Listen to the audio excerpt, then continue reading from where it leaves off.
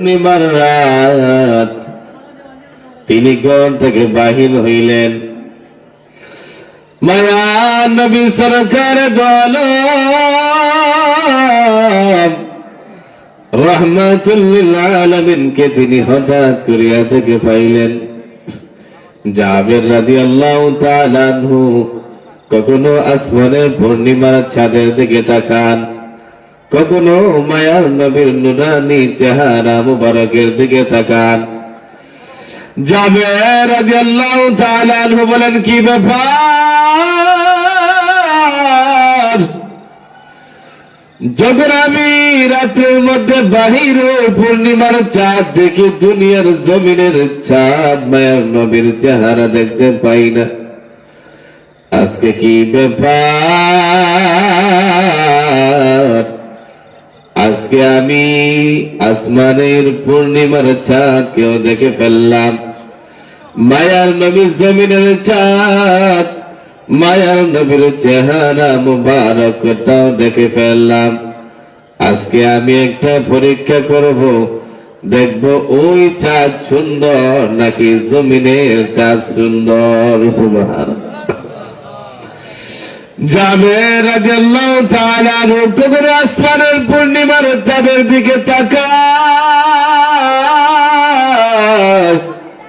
কখনো আসমান দুনিয়ার জমিনের চাঁদ মায়ার নবীর চেহারা মুবারকের দিকে তাকায়।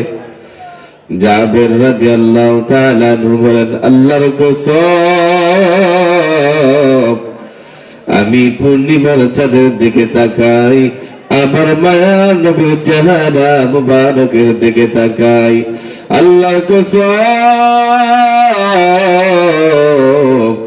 আমি দেখি পূর্ণিমার চাঁদের চাইতে আমার নবীর চেহারা মুবারক সুন্দর। একদল আম্মা জান আয়েশা রাদিয়াল্লাহু তাআলা আনহার কাছে গিয়ে হাজির হয়ে গেলেন। বলতেছেন, আম্মা জান, বলেন না মায়ের নবী সুন্দর নাকি ইউসুফ আলাইহিস সালাম সুন্দর? আল্লাহু আকবার। আম্মা জান আয়েশা ডাক দিয়া বলেন, শুনিয়া নেও, আমি তো ইউসুফ আলাইহিস সালামকে দেখি নাই, সৌন্দর্য কথা দেখি নাই, শুনি নাই। শুনেছি কিন্তু দেখি নাই। কিন্তু শুনিয়া নেও, ইউসুফ আলাইহিস সালাম জামানার মহিলারা পয়গম্বর ইউসুফ আলাইহিস সালামের সৌন্দর্য দেখিয়া তাদের হাতের আঙ্গুলটা কেটে ফেলছে।